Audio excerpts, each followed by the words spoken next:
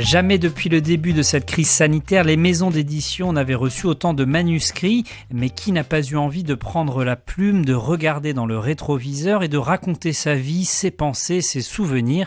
Et pour vous aider à coucher les mots sur le papier, vous pouvez faire appel à une biographe professionnelle. C'est ce joli métier parfois méconnu qu'exerce Laurence Renoir depuis 2016. Elle est mon invitée aujourd'hui. Bonjour Laurence Renoir. Bonjour. Alors d'emblée, dites-moi si je fais bien de dire dans mon introduction que vous exercez un métier qui est méconnu. Est-ce que c'est le sentiment aussi que vous avez depuis que vous l'exercez, depuis que vous en parlez autour de vous? Oui, c'est vrai, c'est assez fréquent quand les gens me questionnent un peu sur le métier qui est le mien et que je réponds biographe. Alors tout de suite, ça suscite de l'intérêt, mais les gens demandent quelques précisions quand même sur en quoi ça consiste, comment je procède, qui je rencontre, pour qui je travaille. Voilà, il y a besoin d'expliquer un peu, ouais. Eh bien, c'est ce qu'on va faire justement dans cette émission. On va essayer d'expliquer ce que fait une biographe professionnelle.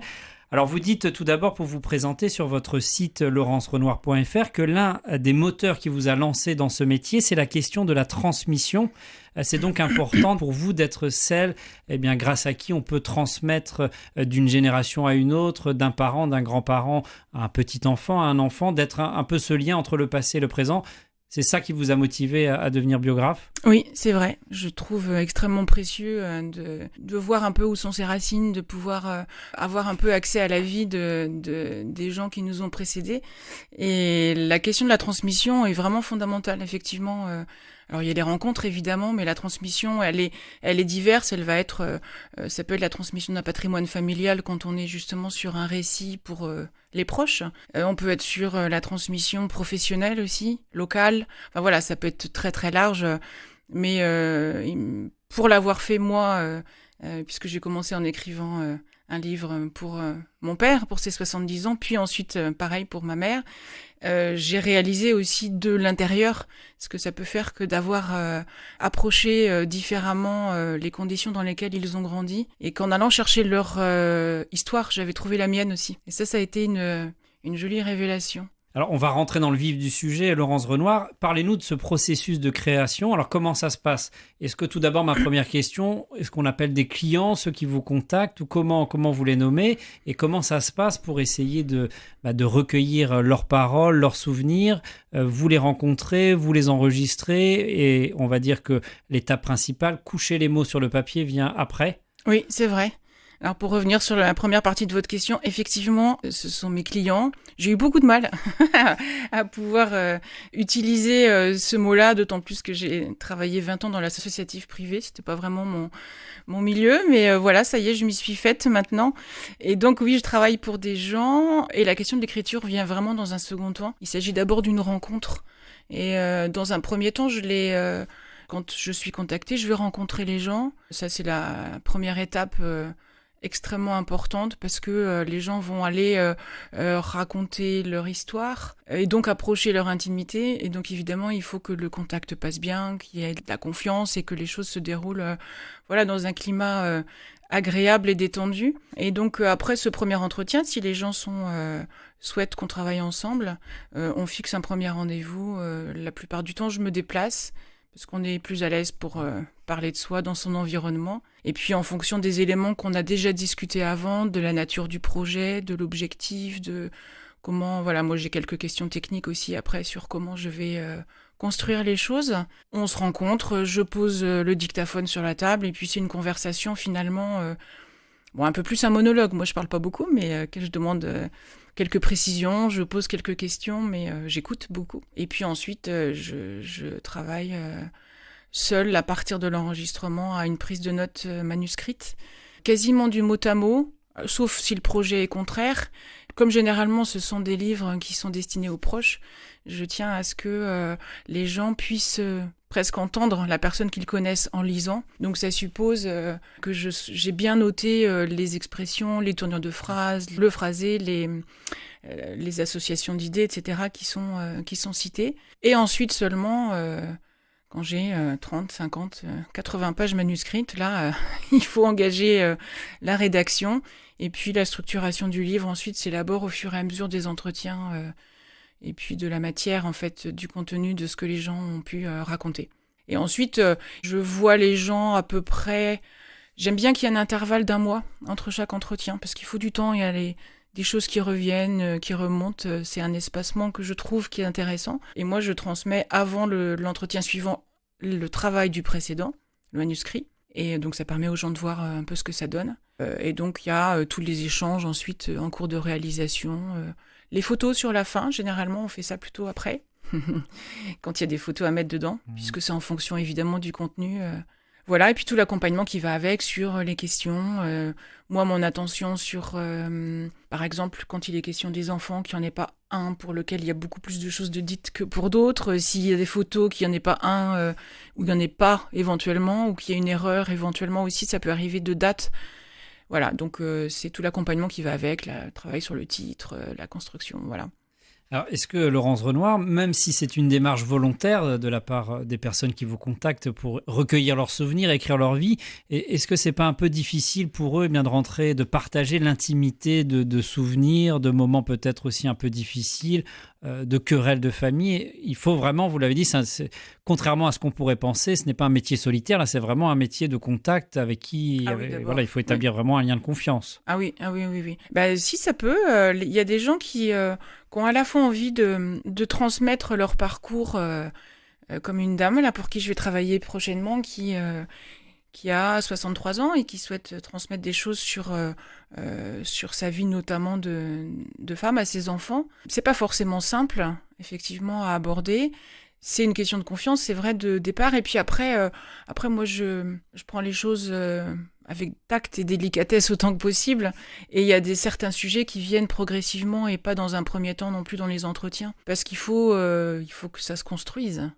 C'est important qu'il y ait à la fois du temps, du recul, et puis après je jauge aussi pendant les entretiens en fonction des questions éventuelles ou des sujets qu'on peut aborder, comment les gens réagissent. Et puis ça dépend aussi des générations et des personnes. Il y a des gens qui se sont aussi qui ont tracé leur vie en restant un peu à distance autant que possible de leurs émotions, parfois un petit peu bien cadenassées, et qui vont avoir plus de difficultés à les aborder. Donc, si on les aborde pas, ou on les aborde d'une manière un peu plus extérieure. C'est aussi la nature des gens, finalement. Alors, il faut pas basculer dans le côté thérapie non plus, c'est pas... Ah non, c'est pas mon métier.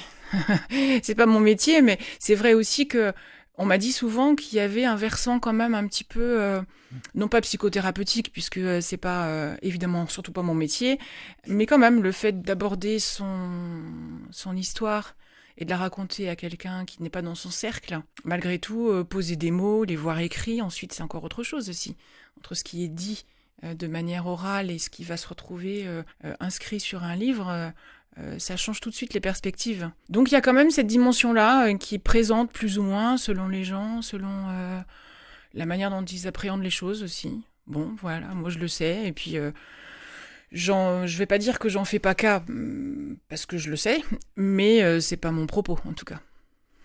Alors, je disais à Laurence Renoir dans l'introduction que dans cette période que nous traversons, il y a beaucoup de gens qui ont eu envie, qui ont eu du temps aussi d'écrire, de raconter leur vie. Est-ce que c'est un constat que vous faites en tant que biographe? Vous avez remarqué aussi qu'il y avait eu cette dynamique, que les gens ont fait beaucoup plus appel à vous, ou bien qu'il y avait ce désir de raconter des choses?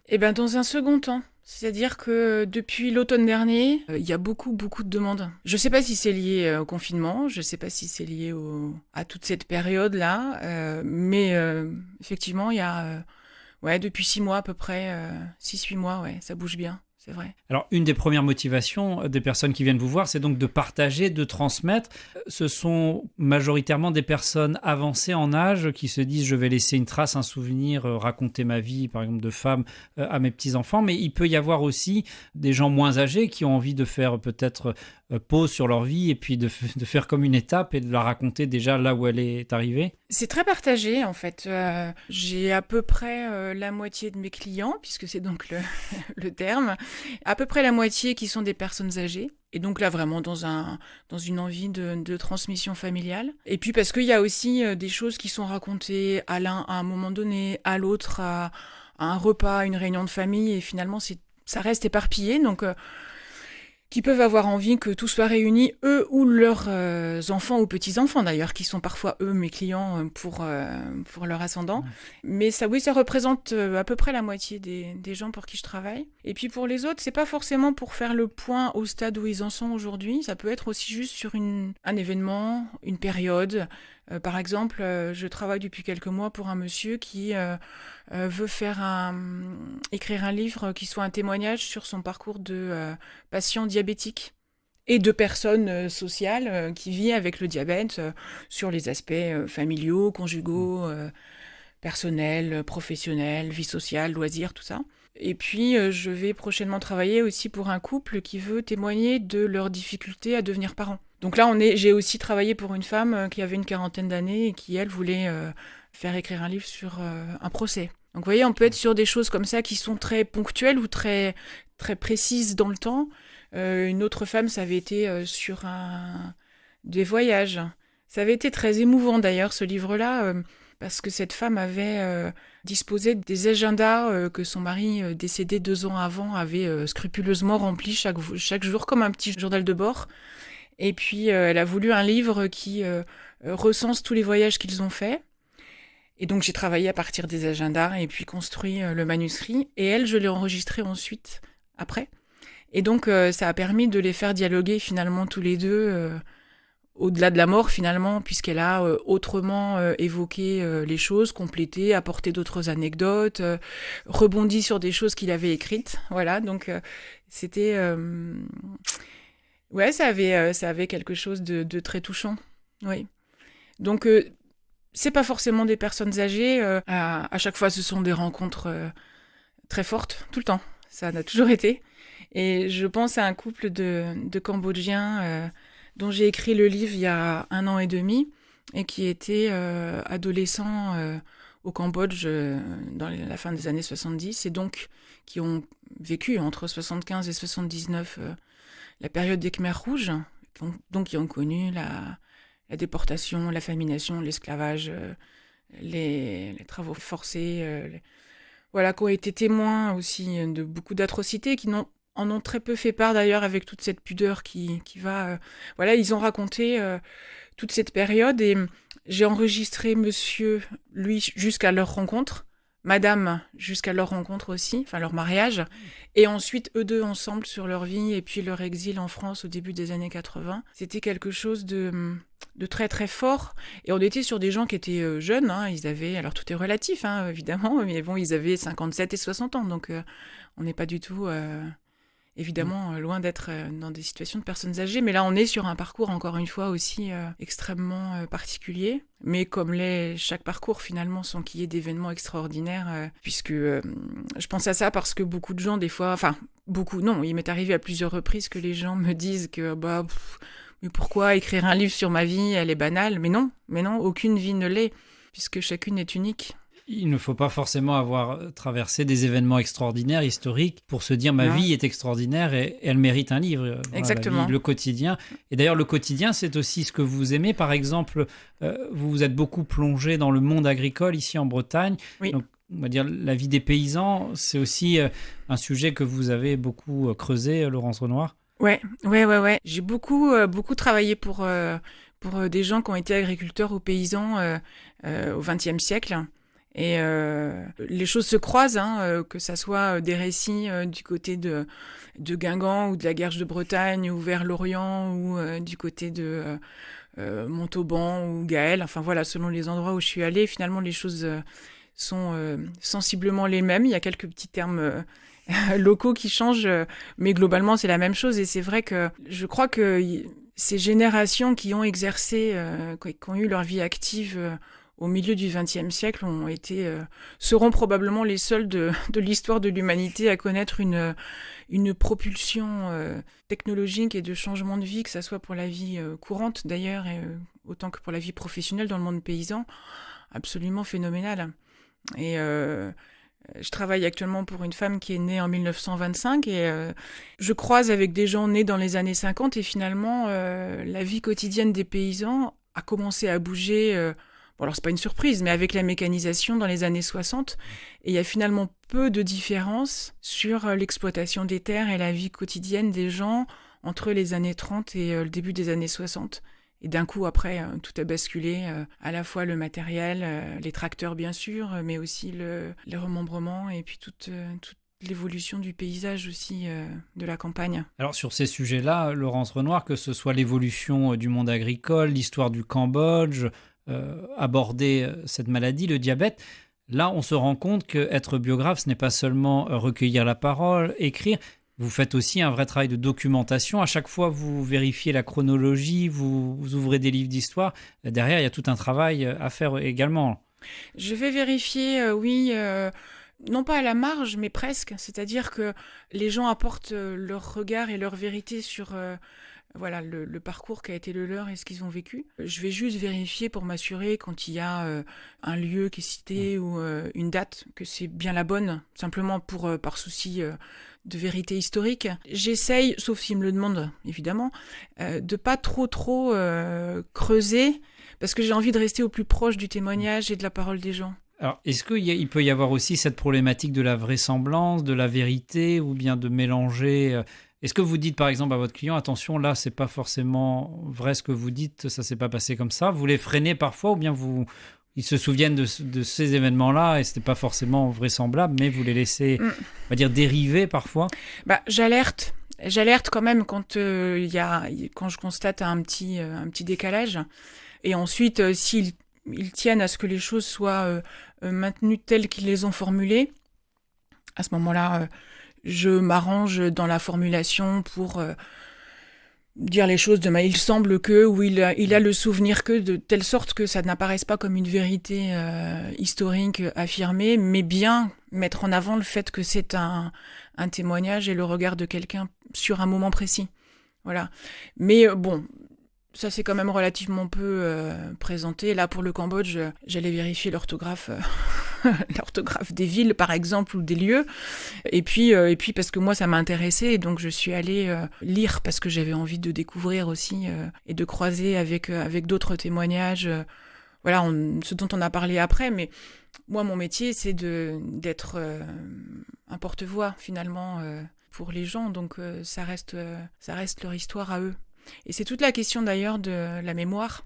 Et il y a la mémoire active qui est restée réelle, dont les gens ont conservé un souvenir présent, on va dire. Et quand on les questionne sur un truc, c'est les premières choses qui vont venir. Et puis, il y a la mémoire reconstruite. Je pense là à une femme pour qui j'ai travaillé il y a 4 ans et qui a grandi en région parisienne et qui était sur les Champs-Élysées à la Libération, quand De Gaulle est passé. Et elle me disait, quand je pense à De Gaulle sur les Champs-Élysées, je le vois de face. Mais je sais que non, je l'ai jamais vu. C'est pas vrai, je l'ai pas vu de face. J'étais sur le côté, je l'ai vu sans képi, de profil, etc. Mais je l'ai vu tellement souvent à la télé après que c'est l'image qui a pris la place, voilà, où les choses se sont reconstruites. Et puis il y a la mémoire émotionnelle aussi. Là, on est sur la grande question de la vérité par rapport à un même fait vécu par des personnes différentes. L'émotionnalité de chacun fait que ça a résonné différemment, et donc la perception et l'appréhension des choses est différente selon chacun. Mais chaque vérité est juste, puisqu'elle est individuelle. Et puis, il y a la mémoire enfouie aussi. Et ça, je l'ai vu très souvent, notamment avec l'agriculture, justement, en Bretagne au XXe siècle. À force, je finis moi par bien connaître. Mes grands-parents m'en avaient parlé beaucoup, mes oncles et tantes aussi, mes parents. Mais néanmoins, avec tous les gens pour qui j'ai travaillé, les choses ont été extrêmement précisées quand même, et notamment sur le nom des outils. Quand il m'arrive avec des gens de leur demander « Ah mais oui, mais alors vous aussi, vous aviez tel ou tel outil ?» Et là...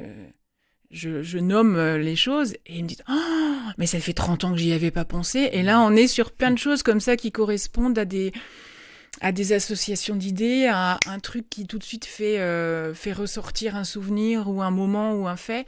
Voilà, ça c'est à chaque fois, moi je trouve ça super beau quand il y a des choses qui reviennent et où les gens se réapproprient finalement une partie ou un petit moment de leur histoire qu'ils avaient oublié, quoi. Alors, les objets peuvent être des leviers justement pour essayer de raviver la mémoire, de faire remonter des souvenirs à la surface. Vous vous êtes d'ailleurs intéressé à des objets pour créer un fil conducteur dans une biographie. Oui, je vais commencer prochainement. Alors, ça, c'est... j'ai été contactée par... là, c'est le fils qui est mon client, qui m'a demandé d'aller rencontrer... Alors, je vais sans doute rencontrer pas mal de monde d'ailleurs, mais d'abord ses parents, pour qu'on puisse aborder l'histoire familiale tout autour de la DS, qui est le véhicule que ses parents avaient acquis en janvier 68. Et depuis, maintenant 53 ans, si je compte bien, toute l'histoire de la vie familiale s'est cristallisée, tous les grands événements autour de cette voiture, que le fils aujourd'hui a fait restaurer, voilà. Et donc, on va sans doute partir sur un format un peu différent avec ce livre-là, à la fois un format livre, comme je fais habituellement, et probablement un format livre numérique aussi, puisqu'ils ont des documents en Super 8. Donc on pourra mettre un petit peu d'images, de vidéos, de sons, et de pouvoir construire les choses un peu autrement. C'est intéressant, super passionnant aussi. Alors, ce que je vous propose, Laurence Renoir, c'est de nous lire un extrait justement d'une biographie que vous avez écrite. Alors, pour des raisons, on va dire, pas d'anonymat, mais de secret, voilà, les clients que vous avez n'ont pas forcément envie qu'on lise des extraits sur leur vie. Vous avez choisi donc des livres biographiques sur votre mère et sur votre père. Alors, je vous laisse nous partager quelques lignes que vous avez donc choisies. Oui, tout à fait, puisque là, je suis évidemment tenue à la confidentialité des livres, puisque je suis dépositaire finalement de l'histoire des gens, mais je ne peux pas évidemment en disposer, donc j'ai l'autorisation de mes parents. Là, il s'agit d'un extrait du livre concernant mon père, qui a grandi dans une ferme misérable de la campagne à l'est du département d'Ille-et-Vilaine. Là, on est dans les années 50. La vie est dure. Les parents se saignent et se privent pour élever leurs enfants, travaillent sans cesse, exploités, mal payés, sans revenu fixe. Ils parviennent tout juste à gagner de quoi nourrir la famille. Pour autant, les enfants ne se souviennent ni avoir eu faim, ni avoir eu froid. Ainsi va la vie, et ce à quoi on est habitué devient la norme. C'est comme ça. La lumière n'entre que par l'unique fenêtre et par la porte, quand il fait assez bon pour la laisser ouverte. Seule la cheminée chauffe la pièce. Le feu est allumé chaque jour, même en été.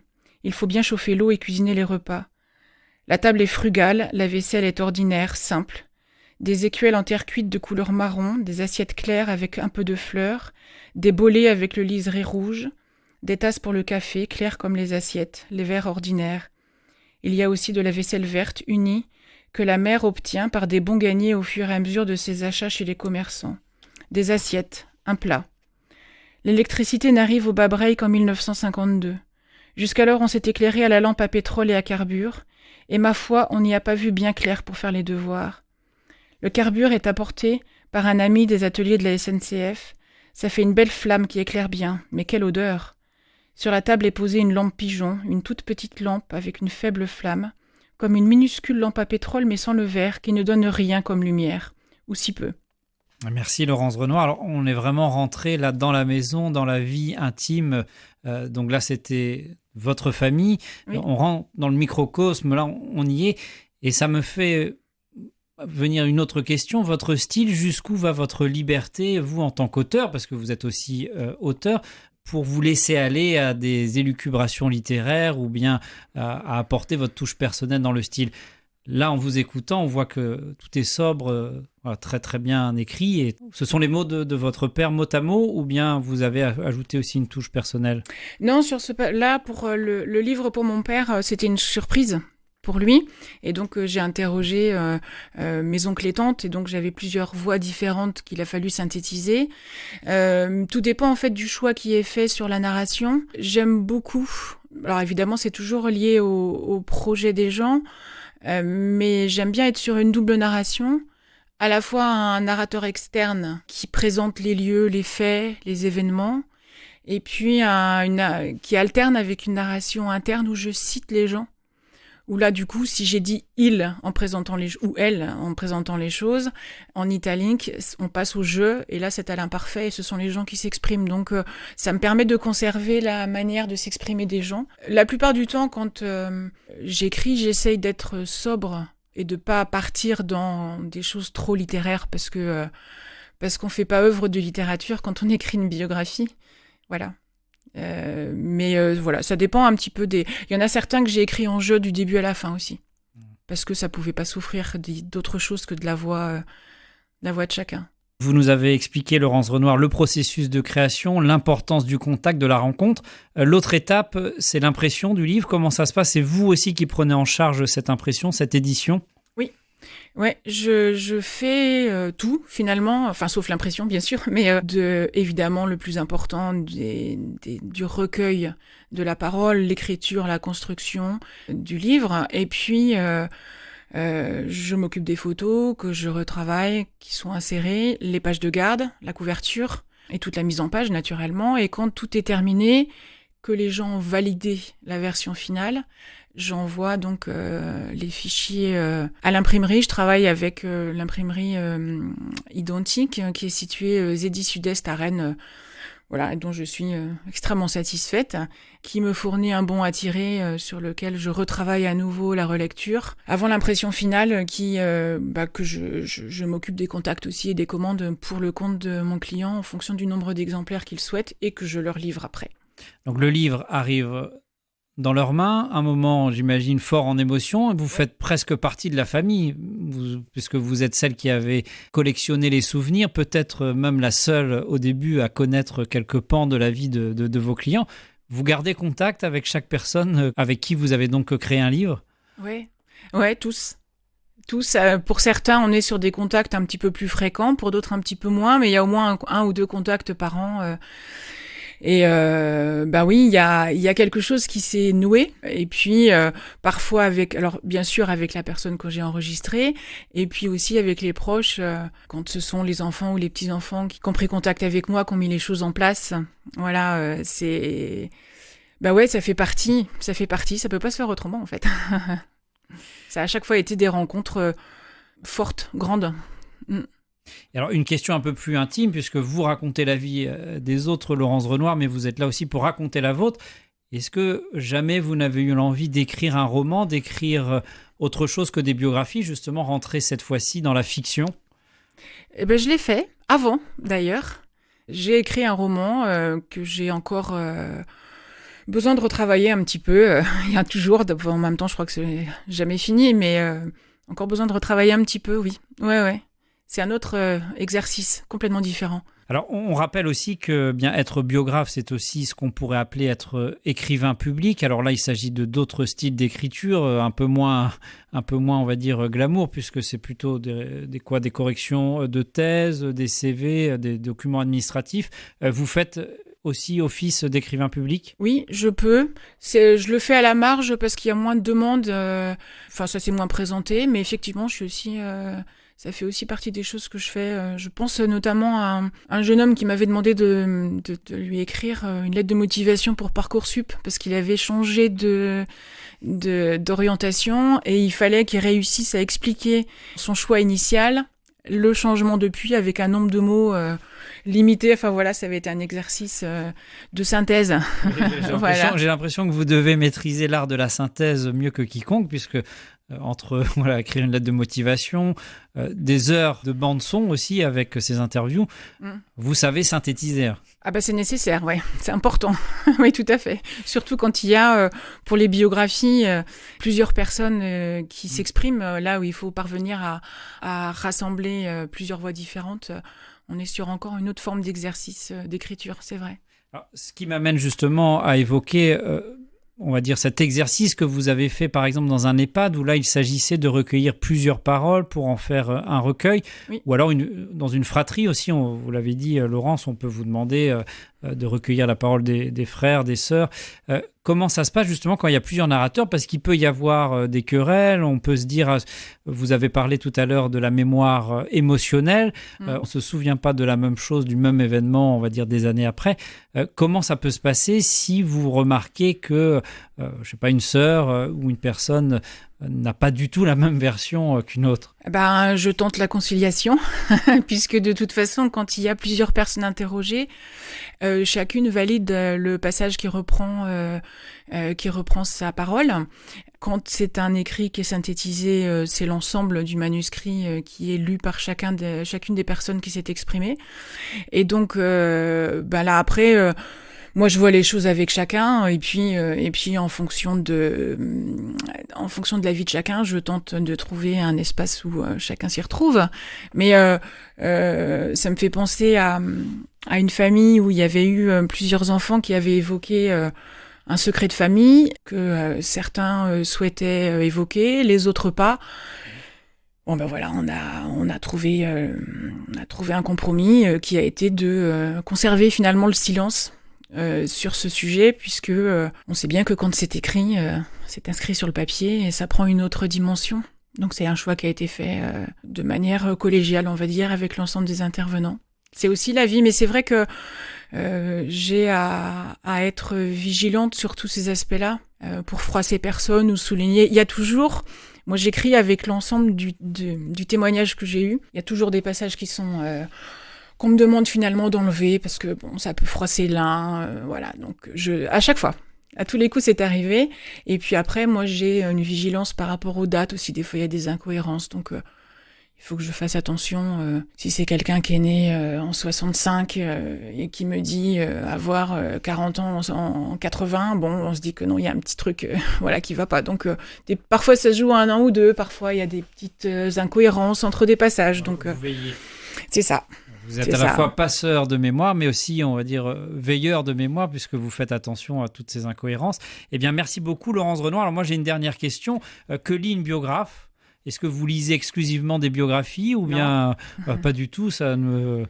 Non, je lis des romans, beaucoup, j'aime beaucoup ça, et puis que je choisis en fonction de ce qui m'attire, voilà, de ce qui me plaît, en me donnant la liberté d'interrompre un livre finalement qui m'intéresse pas plus que ça ou qui me déçoit un peu.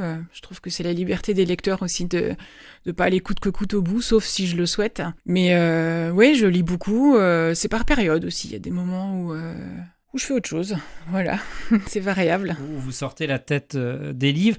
Alors merci Laurence Renoir, on aura le plaisir de vous retrouver pour une prochaine émission concernant eh bien, ce livre dont vous nous parliez tout à l'heure, sur la thématique du diabète.